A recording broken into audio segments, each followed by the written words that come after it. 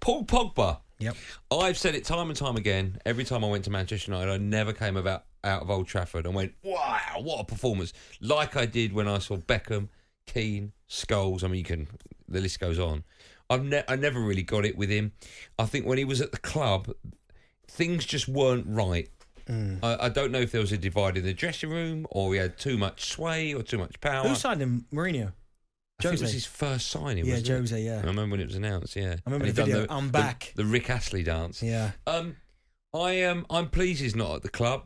I've never rated him as much as everyone else. I've never thought he was a world-class player.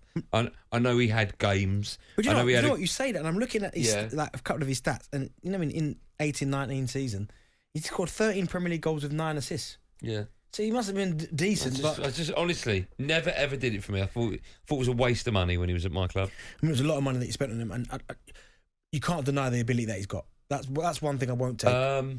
No, you listen. In the World Cup when he won it in 2018, he was outstanding. The final, he was great. He was at the whole tournament. Okay, people talk about that game against Man City. Second half, 45 minutes. Yeah. 45 minutes. That's what you're quoting. I don't think you can't.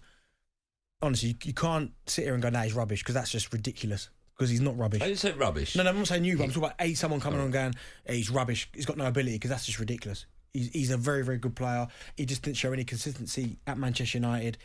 As I said, he won the World Cup, was fantastic in that World Cup.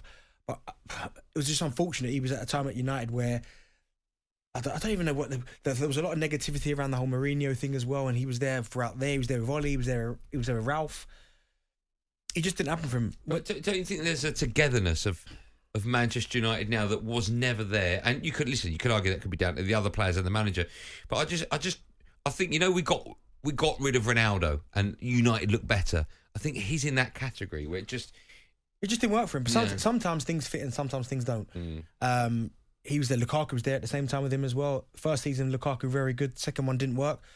And it's a shame for him. He was fantastic in Italy for Juventus. He came to United. But slower football. Maybe, but still the World Cup's not slower football. And I think international football's slower than the Premier League. Not the World Cup it was. And he was brilliant. Some of his passing, the range of passing. But for whatever reason, at Manchester United, it just didn't work. Why that is, I don't know. Because when they signed him, I remember thinking, oh my goodness, wow, what a signing that is. He was fantastic, but it just doesn't work for him. He looks like he's more comfortable, certainly his early stages at Man United, he looked more comfortable playing for France and happier than he did when he played for United. Let's take some calls, 03717223344. Callum's a Man United fan. Hi, Callum. How are you doing, lads? How are you doing? You all right? We're great. Thank you so much for listening and phoning up. How are you today? Not too bad. Cannot win. Just so far, anyway. Good. Go on then, Callum. What do you want to say? Hi, Andy. What you talking about? What are you talking about, mate? Paul Pogba, one of the greatest centre-mids this world has ever seen. As a Man United fan, the biggest mistake we done was get rid of him. Why? He literally was dominating the midfield, absolutely dominating. Like, you put him in the France team, like you were saying, and all you needed was one CDM. You put him in with a Kante or a Rodri or somebody like that. Unbelievable. If he's the best midfielder on the planet, why can't he play without those players? He's not the best midfielder on the planet. Or one of your words, Callum, not mine. One of the best midfielders. No, he is one of the best. Why can't he play without Kante next to him? He's like a Paul Scholes. Paul Scholes. Oh, please don't compare Paul Pogba to Paul Scholes. I'm not comparing, but it's like you said he's like him. No. I'll take Darren Bent. Darren Bent was one of the best Premier League strikers. He was him. That's it. Like. Callum, let me ask you this question, right? Would you put him in today's Man United side? Definitely. Okay, instead of who? So you would put him ahead of. I'm trying to think off the top of my head. Take your time, because he's one of the best midfielders in the world. So you probably have Rashford up front. Up front now, Rashford. No, so you have Rashford, Anthony, and Weghorst at the moment. Right. Then you'd have Pogba just behind. Then Casemiro and Fred, probably. And then... What about Eriksen and Bruno? Bruno, to be fair, I could probably take a Weghorst for Bruno. What are you talking about? Do you know what, right? You know, and Joe just he made a good point. If you put Pogba, though, next to, say, Casemiro, he'd look very good. Because he knows he can go, a bit like when he plays for France. Honestly. He knows it. No, but listen, he knows he can go because he's got Kante doing all the work behind him.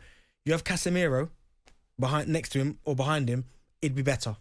But listen, either way, though, consistency-wise, he wasn't just consistent. But I do think as well, he was a bit unfortunate because it almost felt like at one stage, you'd know this, that whatever was going wrong with Man United, it was his fault. Even if he wasn't playing, it was his fault.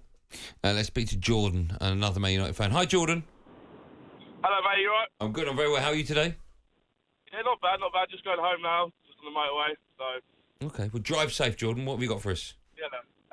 Basically, I was just thinking, if he was back in our team now, let's be honest, he's got Casemiro behind him. He's got Eriksen and Bruno. I think I'd think he'll still fit in. I think he'd play quite well in the team we have now. If you look at the French squad, you had Kante. Hold on 1 second, Jordan. You've just said he'll play in the team with Casemiro, right? Eriksen and Bruno, yeah? Yeah. Okay. So tell me the rest of that team then. Obviously, not with obviously them three all together at once, but obviously he had better players around him.